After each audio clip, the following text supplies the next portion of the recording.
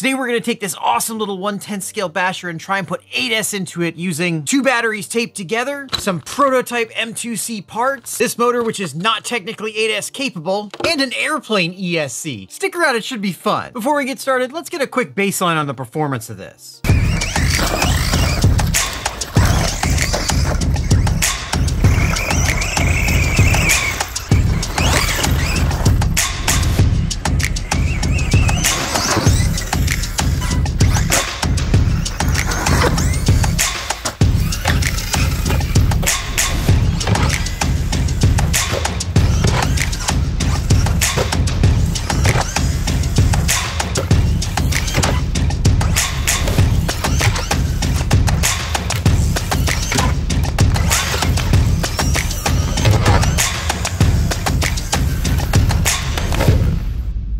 All right, time to upgrade. First thing we need to do is take this perfectly sensible 4S system out of here.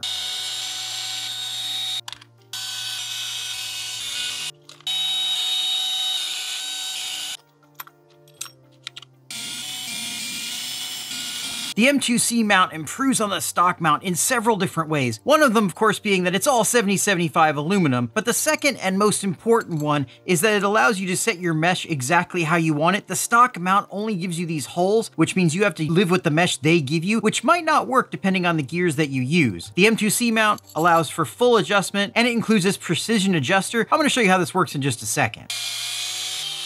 Now, I'm not sure if this motor is going to handle 8S. It's 1800 kV and it's only designed for 6S, so we're going to be pushing this thing pretty hard. It'll be interesting to see if it blows apart or not. Always double check and make sure your screws are the right length for your motor. Different motors are going to have different depth holes here, and if you put screws in that are too long, you risk damaging the motor, so always verify that first before installing. Don't forget to use thread lock on any screws that are going into metal. I recommend this Vibratite blue gel. It's really easy to apply and doesn't create a big mess. I'm just putting this motor in and it doesn't quite fit, so I'm gonna have to do a little bit of trimming here on the ESC mount. This is a 3670 motor, so it's pretty much the limit on length for this MT410 2.0. We take this awesome little included mesh adjuster, set it right here on top, and you can simply turn the set screw of the mesh adjuster in or out to move the motor to the perfect mesh. All right, we got this motor installed on the new M2C motor mount. We could have installed it on the stock motor mount, but this thing looks awesome, adjusts more easily, and gives us more strength and rigidity to the center differential, which I think we're gonna need on 8S. Keep in mind, this is a prototype part and it is subject to change in design. Speaking of changes in design, let's talk about this ESC. This is actually what inspired me to do this in the first place, but this is an aircraft ESC and it's not quite designed to work the way a surface ESC should. This does have braking and reverse, but it's not the way you would normally expect it to be set up. There's a bunch of different options for braking and reverse, but the one I think is going to work the best is where we use a separate channel to hit a button on the transmitter and that turns forward into reverse. Is that actually going to work? I'm not sure, but what really enticed me to do this was this is an 8S ESC. It's 120 amps, it's cheap, and it's very small. There really aren't any other options for 8S ESCs this small, and there really aren't any options for 8S ESCs that'll fit in a package like this. Now we just need to figure out where to put it. It is not going to fit in the stock ESC location. I can maybe 3D print a mount to put it up here, but I think what we're going to do is just slide it in here right next to the motor. Got some bits we need to trim out in order to do that though. Now let's see if that ESC will fit. Yeah, I think it's going to fit nicely in there. We'll just double side tape it to the side. Not a huge fan of how much heat's probably going to be created right here, but for testing purposes, it should be fine. There we go, that might work. While I'm working on this, if you enjoy seeing weird experiments being done with RC cars, make sure you get subscribed because I enjoy doing this stuff all the time. In order to run these 2 batteries, we're gonna need a longer strap too. This Kevlar strap from Rotorlab FPV should do it. Now, unlike a normal ESC that we're used to, this has an extra wire. This wire is what will actually activate reverse. How well it's gonna activate reverse, I have no idea. One of the things we're gonna have to find out. To find out, we gotta do some soldering. If you're gonna be soldering a new connector onto a battery, make sure you do 1 lead at a time and be extremely careful that the bare ends don't touch each other because this is a live battery and if you short these out, you're not gonna be having a good time. If you're not experienced with soldering, I'd recommend either doing this outside or even let somebody else solder your battery connectors for you because this is dangerous. This is where it gets really dangerous. We've got 2 bare ends of the wire and if these things touch, it is going to be problematic. And now we just need to do the other one. Let's see if this thing works at all. That's a good start. Does it run? Okay, well it moves. Now I've got to program that reverse. This should be fun, and I'm sure it'll only take a few seconds.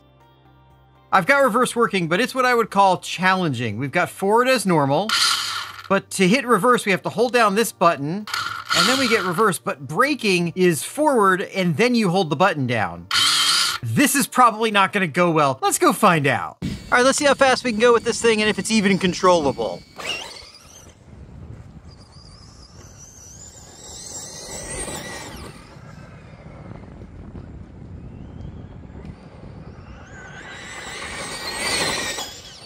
She's pretty quick.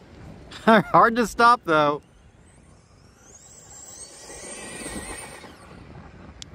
All right, one more pass. Oh. All right, let's bring it in.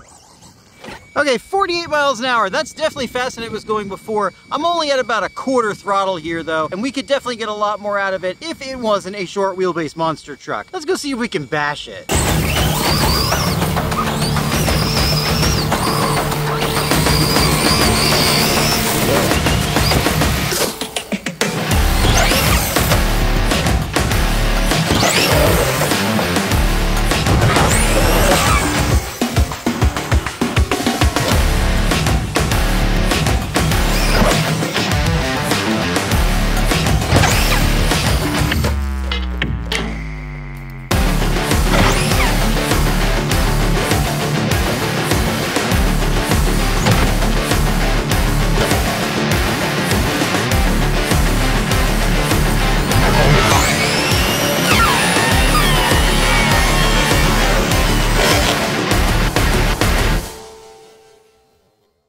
You know, sometimes you have an idea and it turns out to be an absolute stroke of genius. This is not one of those times. Now don't get me wrong, 8S was a lot of fun on this little truck. The chassis handled it great. The M2C motor mount held up really, really well. No issues with that. The problem is with this ESC, as you might expect.